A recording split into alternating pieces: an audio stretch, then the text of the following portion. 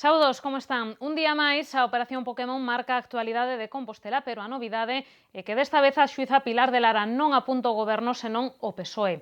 Ao parecer, a maxistrada está investigando se o Partido Socialista de Santiago se financiou de xeito regular dende o ano 2005 a través dunha imprenta compostelá. Pilar de Lara quere aclarar se varias empresas que recibiron contratos municipais durante a época de Xosé Sánchez Bugallo na alcaldía pagaron comisións que ían parar a traballos publicitarios que a imprenta realizaba pro PSOE. Polo de agora só se sabe que as pesquisas están en marcha, pero non hai ningún imputado polo asunto. O que si temos son xa as reaccións de todos os grupos políticos municipais. Levábamos meses falando da posibilidade de que a Operación Pokémon salpicara o anterior goberno de Compostela e hoxe foi o día. Segundo adiantou un periódico, a xuíza Pilar de Lara está investigando o posible financiamento irregular do PSOE de Santiago a través dunha imprenta compostelá que faría traballos pro partido custeados con comisións de empresas que recibiron contratos municipais na época de Xosé Sánchez Bugallo na alcaldía. Unha noticia que o voceiro socialista en Raxoi asegura recibir con total tranquilidade. Paco Reyes dixo non ter ningunha dúbida de que o anterior goberno actuou sempre conforme a legalidade e salientou que ningún membro dese executivo recibiu comunicación xudicial algunha ao respecto. O edil recoñeceu ter falado hoxe con Sánchez Bugallo deste asunto e asegurou que o exalcalde cree que as investigacións da xuíza Pilar de Lara teñen que ver cas declaracións do tamén exalcalde Gerardo Conderroa. Que todo o proceso xurdiría probablemente de declaracións ou de aportacións documentais de don Gerardo Conderroa nas súas diferentes comparecencias diante da xuíza e, polo tanto, dicía que, polo que se entende, parece ser que se leva algún tempo facendo declaracións e aportando documentación, un poquinho que a intención, obviamente, de tentar de involucrar dentro das tramos ou Pokémon ou manga ou calquera delas, obviamente, a algún membro da oposición, con ese intento sempre que ten o Partido Popular de poñer en marcha o ventilador e repartir o lixo. Paco Reyes está convencido de que esta investigación acabará sendo arquivada. De non ser así, o voceiro socialista explicou que o partido pediría responsabilidades políticas no caso de que houbera medidas preventivas ou se abrira xuízo oral contra algún imputado. Mentres, dende o BNG, Rubén Cela lamentou que a imaxe da cidade volva a poñerse en entredito. Por iso, pediu que a xustiza actúe con celeridade e se levante canto antes o segredo de sumario. Que non ten moito sentido manter un segredo de sumario cando vamos coñecendo por fascículos, non? Eu creo que sería moito máis interesante para todos, para a defensa dos implicados, para o conxunto da veciñanza, para a transparencia de todos estes procesos, que unha vez que estamos neste tipo de situacións, pois que se levante canto antes o segredo de sumario, non? E, en segundo lugar, a celeridade, non? Eu creo que sería terrível para Santiago de Compostela que esta situación se mantivese no tempo, non? Durante moitos meses ou incluso anos, non? Eu creo que sería terrível para o funcionamento ordinario deste Concello. Rubén Cela tamén asegurou descoñecer máis datos sobre a investigación que os publicados hoxe. O único certo, dixo, é que no Concello de Santiago hai 9 imputados por distintas causas xudiciais, 6 deles políticos do PP e outros 3 altos cargos nomeados por este partido.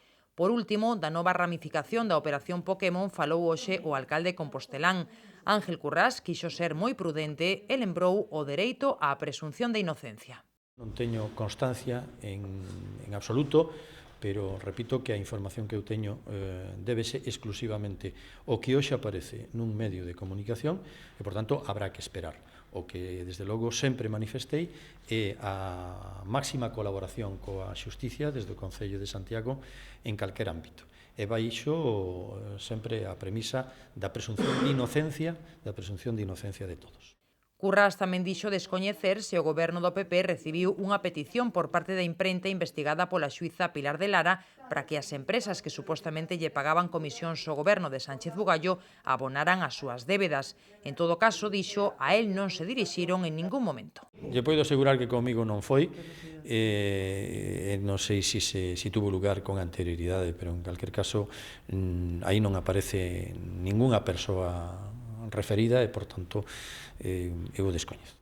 O alcalde tampouco quixo aludir ás posibles responsabilidades políticas que habería que depurar no PSOE de confirmarse esta noticia. Segundo dixo, Ángel Currás non vai caer na crítica feroz que asegura está a practicar a oposición en relación á Operación Pokémon.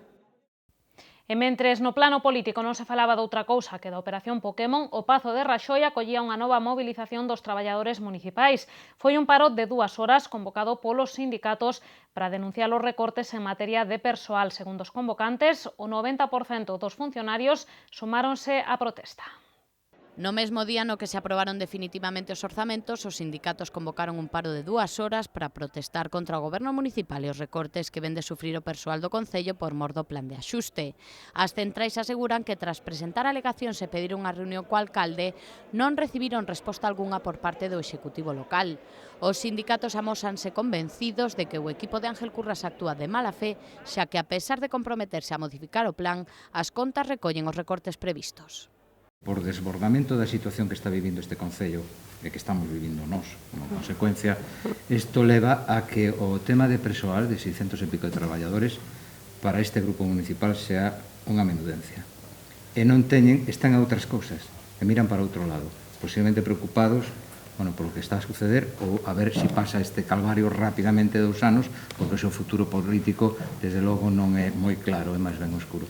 E, por tanto, non lles preocupa e nos desprecian olímpicamente. Os datos que manexaban as centrais eran moi positivos, xa que aseguran secundou o paro o 90% do persoal sen contar a Policía Local e os bombeiros. Este apoio veuse reflectido tamén na recollida de sinaturas con 400 firmas, o que é o mesmo 2/3 do cadro de persoal municipal. Pois malia o que din os sindicatos, a voceira do Goberno asegurou non percibir ese apoio maioritario ao paro. María Pardo foi crítica ca mobilización, xa que asegura non son momentos para facer paros, senón para unirse e traballar.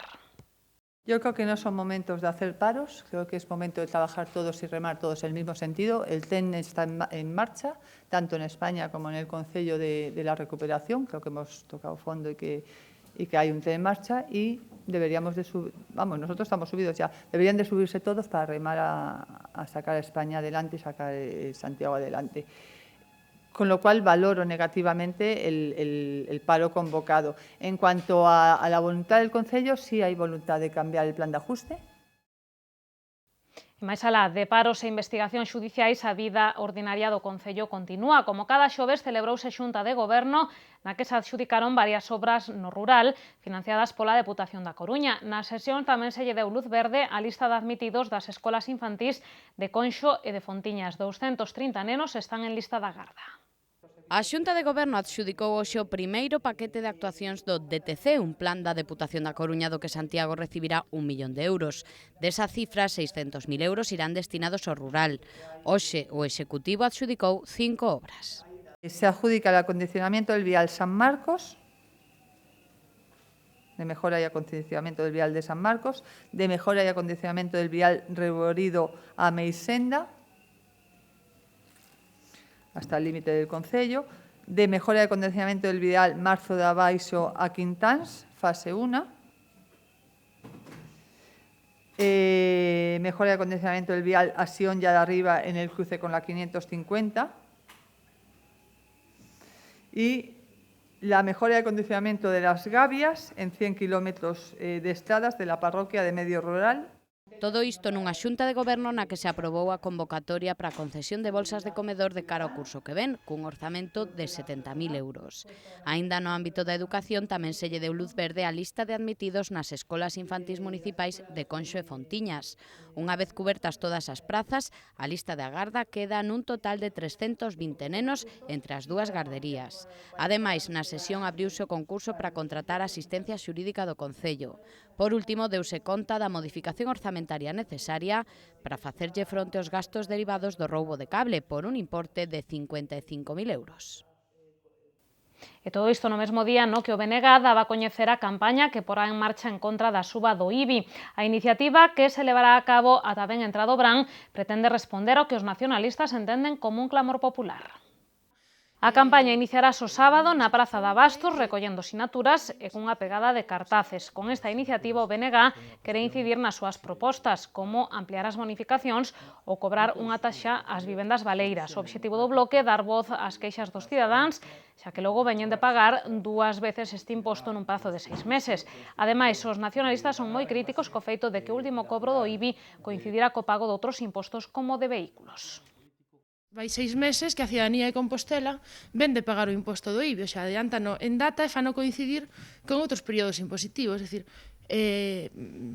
a gran parte da poboación está parada, as familias están sen ingresos e o goberno municipal non sabemos en que está pensando. Dende logo temos claro que na cidadanía de Compostela e nos traballadores non está a pensar. O BNG fixo unha proposta para baixar no tramo municipal o imposto do IBI e subilo nas vivendas baleiras, e o Partido Popular fai caso omiso a todas as propostas que se fan dende a oposición. Esta mañá celebrábase en Área Central a terceira edición do Getting Contacts. Trátase dunha iniciativa do Concello e da Asociación de Jóvenes Empresarios que busca facilitar contactos entre empresas que xeren novas oportunidades de negocio. Nos tempos que corren é preciso botarlle imaginación para atopar novas oportunidades de negocio. De aí naceu o Getting Contacts, unha iniciativa na que colaboran o Concello e a Asociación de Jóvenes Empresarios. Trátase de promover contactos entre empresarios de pouca duración, pero moi efectivos. El Getting Contacts son las reuniones que vamos a realizar esta mañana. Viene la idea como los speed dating, lo que era buscar novia que tenía 7 minutos, pero trasladado al mundo empresarial. Lo que hacemos es que las empresas se han registrado a través de nuestra web, han dicho qué es lo que hacen y qué es lo que buscan, y entonces nosotros lo juntamos todos esos datos, miramos a ver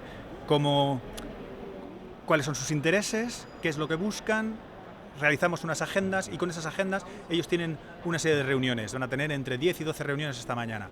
A que hoxe se celebrou en Área Central foi a terceira edición deste encontro empresarial. No Concello aseguran que o Getting Contacts está a dar moi bons froitos. Por haber conseguido concentrar el conocer a empresarios de la ciudad y de muchos otros puntos de Galicia, que son complementarios en algunos casos a ellos, otros son competencia, pero les han enseñado cómo hacen las cosas en su empresa y les han ayudado mucho a mejorar, y otros incluso han llegado a montar negocios juntos o están pensando en hacer, pues incluso hay unos que han montado un negocio en Brasil y que se están yendo pues, a invertir allí de manera conjunta. Na terceira edición do Getting Contacts participan 120 empresas que se suman ás 220 dos anteriores encontros. En total, estímase que a iniciativa xerou máis de 5.000 entrevistas de negocios. De Área Central imos ata as Cancelas. O centro comercial vai presentar mañá en sociedade a súa nova mascota, un simpático extraterrestre chamado Celi, que exercerá de padriño das actividades infantís que se desenvolvan na grande superficie. Co xerente Abraham Cano falamos hoxe dos plans das Cancelas. O Club de Celi é a iniciativa para os máis pequenos que presenta mañá as Cancelas. Os cativos terán oportunidade de inscribirse gratuitamente no club e comezar así a beneficiarse das vantaxes que teñen os socios. Mañana lo que haremos será presentar la mascota, presentar un espacio que hemos habilitado para que los niños puedan disfrutar de diferentes juegos. Ahí van a hacer también diferentes talleres y sobre todo bueno, pues, se podrán hacer socios del Club de Celi y cualquier persona o cualquier niño que sea socio lo que se va a llevar es un regalo y todo completamente gratis. Os cativos recibirán un carné personalizado e un pack con agasallos. Ademais, desfrutarán de descontos en moitas das tendas do centro comercial. O xerente das Cancelas salienta a boa acollida que tivo a iniciativa entre as empresas. Con la presentación de ese carné en diferentes tiendas y en diferentes comercios del centro comercial, pues tendrán descuentos. Alguno, por ejemplo, Foster Hollywood le va a dar un batido gratis, Pans & Company. Bueno, hay muchos locales del centro comercial han colaborado dentro del club y tendrán sobre todo ventajas, sobre todo regalo y sobre todo no nos olvidemos que es completamente gratis para los niños. Dende as Cancelas, espérase que a iniciativa sexa todo un éxito. A mascota do Club de Celi será a partir de agora un referente para os pequenos, pois todas as actividades infantís que se organicen usarán a súa imaxe.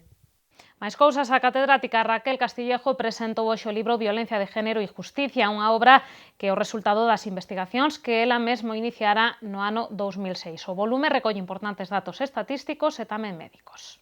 A violencia de xénero e a problemática das medidas cautelares son recollidas no libro Violencia de Género e Justicia, que se presentou esta mañá en Fonseca. A obra comeza cunha análise estatística da violencia de xénero en España, aínda que tamén inclúe estudos comparativos desta problemática noutros países como Italia, Alemaña, Austria, Portugal e Francia. Neste proxecto participaron expertos de diversas áreas da investigación. En temas que teñen unha derivación na vida privada tan tremenda das persoas como é a violencia de xénero, pero tratados dende o abano dos especialistas, hai terapeutas, xuíces, fiscais, constitucionalistas, penalistas, procesalistas, psiquiatras, profesionais da filosofía política e moral, é dicir, un tratamento absolutamente cumprido. Neste traballo trátase de maneira terapéutica a violencia na parella e dende a perspectiva médica analízanse os tipos de agresores e a probabilidade de reincidencia. Este volume é o resultado dunha serie de investigacións iniciadas no 2006 e dirixidas pola catedrática Raquel Castillejo. Llevamos trabajando contra la lacra quizá más importante que tenga nuestro país junto, en su momento, el terrorismo. Ha venido asolando España desde hace muchísimos años y desde el 2004, cuando nace la Ley Integral de Violencia de Género, en la lucha contra la violencia de género, se empieza a visibilizar este gran problema. Ao acto de presentación asistiron o reitor da Universidade, Juan Casares Long, e a secretaria xeral de Igualdade da Xunta, Susana López Abella. E promover o uso do galego entre os máis novos. Ese foi o obxectivo da charla que onte impartiu o nadador paralímpico Chano Rodríguez no Centro Sociocultural do Ensanche. Trátase dunha actividade impulsada pola Xunta e que está a percorrer Galicia chamada Espello Deportivo. O nadador galego, que conta con 15 medallas no seu palmarés, mantivo un encontro con nenos e maiores que se achegaron ata o Centro Sociocultural para escoitar a súa experiencia como deportista do máis alto nivel. A charla tamén acudiu a concelleira de Normalización Lingüística, Rebeca Domínguez, e o edil de Deportes, Adrián Varela, entre outras autoridades. Antes do coloquio, os participantes puideron ver un pequeno documental sobre a vida de Chano Rodríguez, que, entre outras fazañas, conseguiu completar unha travesía a nado pola ría de Vigo durante máis de 24 horas co seu corpo como único apoio, chegando a conseguir un récord Guinness. O programa Espello Deportivo é unha iniciativa da empresa Claqueta Coqueta en colaboración co Concello e ca Secretaría Xeral de Política Lingüística. Imos agora ao teatro. A compañía Inversa chegará este sábado ao Salón Teatro co seu espectáculo Camourasca, unha obra dirixida por Vanessa Sotelo e interpretada por María Caparrini, Beatriz Campos e Marta Pérez, na que se mestura o drama e o humor. Despois de viaxar por Brasil, Venezuela, México e Colombia, o espectáculo Camourasca chega este sábado ao Salón Teatro. É unha proposta contemporánea da compañía Inversa Teatro, dirixida por Vanessa Sotelo. A estrea en Santiago, que supón o final da súa xira internacional, será a partir das 8:30 da tarde. Estamos comprometidos tamén no cuidado, na emerxencia destas novas iniciativas, porque creemos tamén moi importante para o Salón Teatro a creación de novos espectadores e de novos públicos. Camourasca dalle voz propia á muller, o desequilibrio entre a necesidade e a imposibilidade de amar, de pertencer a un lugar e o feito de soñar son os temas que aborda a obra. Uns temas universais entendidos en calquera parte do mundo. A montaxe está interpretada por María Caparrini, Beatriz Campos e Marta Pérez. Esta última define esta proposta como unha comedia cruel dentro dunha traxedia soterrada. É unha peza na que son tres personaxes que son entre persoas e cans ao principio e que cada unha delas se atopa cunha imposibilidade. O único que lles queda para poder sobrevivir é rirse de si mesmas. Inversa Teatro está traballando nun novo proxecto, Femina Sapiens, un solo escrito e interpretado por Marta Pérez baixo a dirección escénica de Carlos Álvarez Osorio. E o Museo Fundación Eugenio Granel inaugurou hoxe a exposición de Atlantic Years do artista canadense Greg Simpson. A mostra recolle pinturas e colaxes elaboradas entre 1970 e 1975, en os que se ve a influencia da viaxe que o artista fixo a Europa e ao norte de África. Cada pintura é unha lenda simbólica que representa as principais fontes da tradición oculta occidental. Eugenio Granel forma parte do grupo surrealista canadense Surrealismo Costa Oeste. As obras que hoxe se expoñen no Museo Fundación Eugenio Granel están impregnadas de eidos como a alquimia, o oculto e a mitoloxía. En todas elas repítense motivos e incluso o formato das obras son reveladores desta temática misticista. Greg Simpson estaba particularmente interesado na lenda da Atlántida, que contén paralelismos cas historias do Xardín do Edén, os Campos Elíseos e o Xardín das Hespérides. Vinculado directamente co mito da Atlántida, co Xardín das Hespérides, ten moito que ver tamén coa mitoloxía, co simbolismo, unha obra que tamén é curiosa polos formatos, porque a propia forma da obra ás veces se relaciona a forma triangular, ten moito que ver tamén un pouco coa alquimia e un pouco con todo o que é o proxecto e o discurso plástico de Greg Simpson. As obras teñen a influencia, ademais, doutros pintores surrealistas, como é o caso de René Magritte. Tanto nos collaxes como nas pinturas, o artista canadense persegue unha simplicidade minimalista que se sitúa entre o máxico e o formal. A exposición estará aberta ao público ata o día 15 de setembro. E contámoslles tamén que o Auditorio de Galicia acollerá no próximo domingo a partir das 7 da tarde o certame de danza intercentros que vai xa pola súa 8ª edición. Desta vez, na exhibición participan 5 centros escolares da cidade. Son en concreto os colexios San Xosé de Cluny, Pío XII e López Ferreiro e os institutos Rosalía de Castro e Xelmi de Zun. O escenario subiránse deste xeito máis de 200 rapaces en 14 representacións distintas.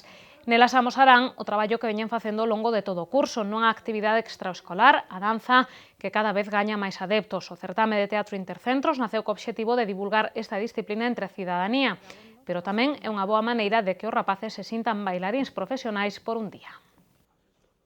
Supón tamén unha experiencia persoal de valor incalculable, xa que teñen a oportunidade de coñecer e relacionarse con outros nenos e nenas cos que compartir a súa paixón pola danza e as súas experiencias. Ademais, moitos deles cumprirán o seu soño de vivir un día a vida dun bailarín profesional, xa que bailan ante centos de persoas nos mellores teatros da cidade, en un ambiente profesional no que traballan con técnicos de luces, técnicos de son, maquilladores, fotógrafos, cámaras e demais.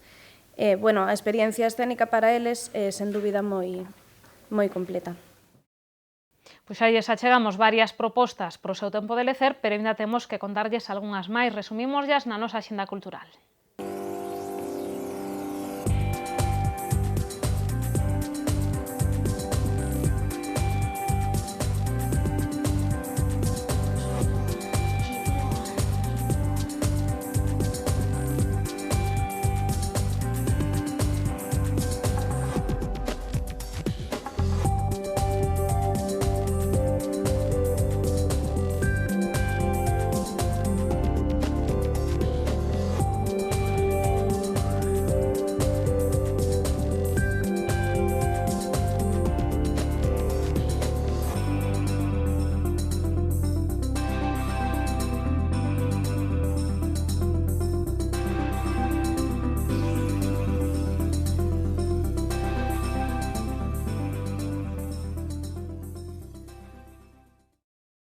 E da man de Meteo Galicia, como sempre, coñecemos cales son as previsións do tempo para os próximos días.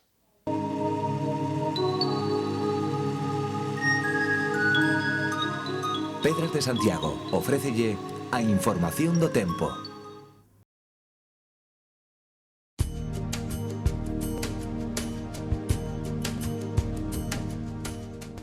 Mañá amenceremos con nubes no norte, pero a medida que avance o día os ceos quedarán despexados. As temperaturas mínimas non cambiarán, pero as máximas irán en lixeiro ascenso. Os ventos soprarán do norte entre frouxos e moderados. No sábado os ceos estarán despexados na metade sur e con alternancia de nubes e claros no norte. Os ventos soprarán do norte frouxos en xeral. As temperaturas mínimas non cambiarán e as máximas subirán no sur da comunidade e manteránse sen cambios no norte.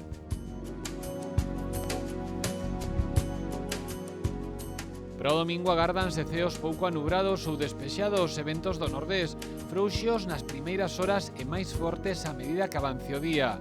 As temperaturas mínimas non cambiarán e as máximas subirán.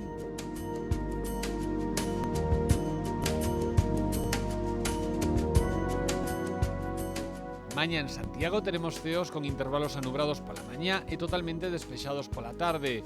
As temperaturas mínimas non cambiarán e as máximas subirán lixeiramente. Os ventos serán frouxos do nordés pola mañá e moderados do norte pola tarde.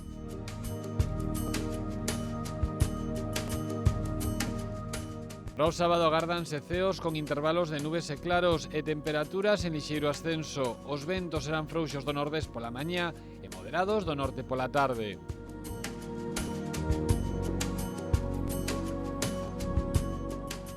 No domingo os ceos estarán completamente despexados durante toda a xornada. Os ventos serán moderados do nordés e as temperaturas subirán de xeito notable.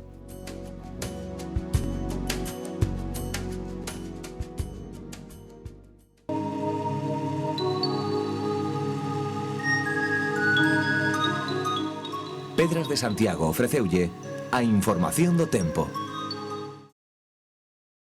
Isto foi todo hoxe no noso Tempo de Novas. Mañá máis, como sempre, a partir das 8:15 da tarde. Grazas por estaren aí.